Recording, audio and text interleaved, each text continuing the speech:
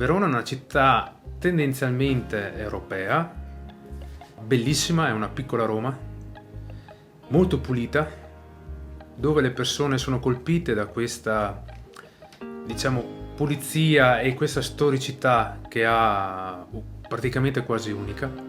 Per una città di arte come Verona, ma in generale per qualsiasi città, è fondamentale, fa parte proprio dell'offerta generale che offre la città a un turista, a una persona che decide anche di fare semplicemente un viaggio d'affari. L'offerta l'offerta gastronomica che dà una città è importantissima.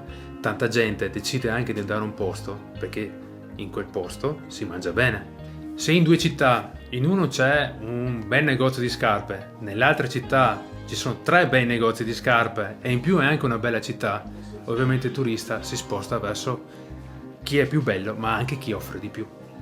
Il cibo completa l'offerta che fa Verona, perché sull'arte non c'è niente da dire, noi siamo pieni di opere d'arte, ma il fatto che comunque poi dopo una bella visita durante il giorno ci si possa sedere a una tavola e gustare una buonissima cena, come succede a Verona, è fondamentale per far sì che la persona capisca che Verona dà qualcosa in più confronto ad altre città.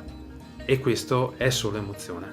L'emozione ti fa ricordare un posto, un cibo o un quadro.